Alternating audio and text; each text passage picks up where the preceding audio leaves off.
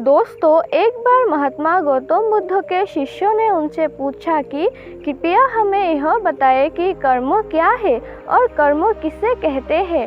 तो उसके बाद महात्मा गौतम बुद्ध ने अपने शिष्यों से कहा कि कर्मों को समझने के लिए मैं तुम्हें एक कहानी सुनाता हूँ। इस कहानी से तुम समझ जाओगे कि कर्म क्या है और कर्म किसे कहते हैं।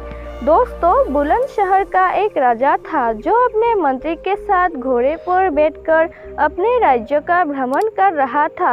राज्य का भ्रमण करने के बाद राजा एक दुकान के पास रुक गया और रुकने के बाद राजा ने अपने मंत्री से कहा कि मंत्री जी, मालूम नहीं क्यों लेकिन मुझे लगता है कि इस दुकानदार को कल के कल फांसी की सजा सुना दो और मुझे इसे मृत्युदंड देने की इच्छा हो रही है। उसके बाद मंत्री जी राजा से इसका कारण पूछ पाते, इससे पहले राजा उससे आगे निकल गए। मंत्री ने इसका कारण पता करने के लिए अगली सुबह भेष बदलकर आम जनता का रूप धारण करके उस दुकानदार के पास पहुंचा। और वैसे तो दुकानदार चंदन की लकड़ियां बेचने का काम करता था। इसके बाद मंत्री जी ने दुकानदार से पूछा कि भाई, आपका काम कैसे चल रहा है। उसके बाद दुकानदार ने कहा कि भाई, बहुत ही बुरा हाल चल रहा है। लोग दुकान पर आते हैं, चंदन को सुगंधते हैं और फिर उसकी प्रशंसा तो बहुत करते हैं, लेकिन खरीदता तो कोई भी नहीं।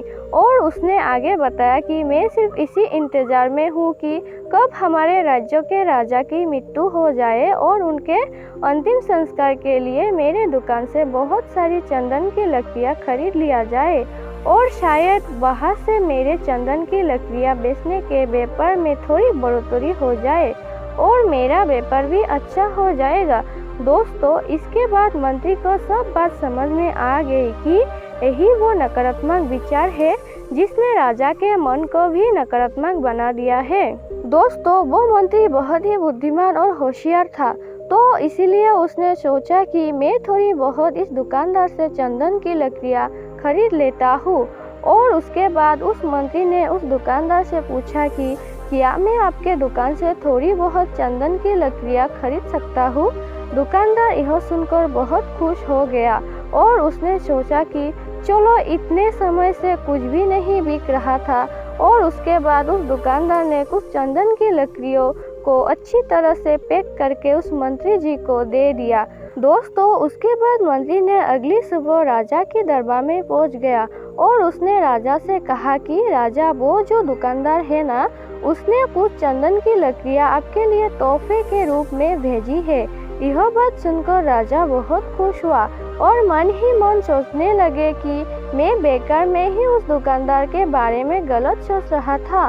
और उसने उन चंदन की लकड़ियों को हाथ में ले लिया और उसने उन चंदन की लकड़ियों को बहुत ही अच्छी तरह से सूंघ लिया और उसमें से बहुत ही अच्छी सुगंध आ रही थी। दोस्तों, राजा इससे बहुत ही ज़्यादा खुश हुए और उसके बाद राजा ने अपने मंत्री के हाथों उस दुकानदार के लिए कुछ सोने के सिक्के भेज दिए गए।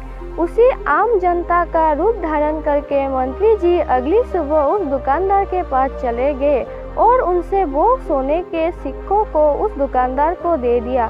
दोस्तों, उसके बाद दुकानदार बहुत खुश हुआ और मन ही मन उसने सोचा कि मैं बेवजह अपने राज्य के राजा के बारे में गलत सोच रहा था।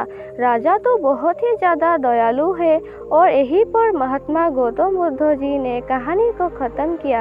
ये कहानी जब ख़त्म हुई तब गौतम बुद्ध ने अपने शिष्यों से कहा कि अब आप बताएं कि तब गौतम बुद्ध जी के सभी शिष्यों ने जवाब देते हुए कहा कि शब्द ही हमारे कर्म होते हैं और हम जो भी काम करते हैं वही हमारे कर्म होते हैं और जो हमारी भावनाएं होती है वही हमारे कर्म होते हैं।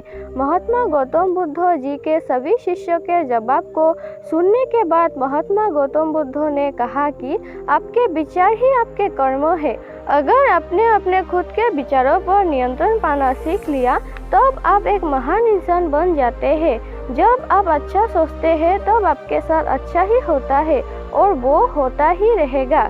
दोस्तों, इसलिए मैं भी कहना चाहूँगा कि अगर आप अच्छा सोचेंगे तो दूसरे लोग भी अपने आप आपके बारे में अच्छा सोचने लग जाएंगे। दोस्तों, इस वीडियो में बस इतना ही। मिलते हैं अगली वीडियो में। अपना ख्याल रखिएगा। धन्यवाद।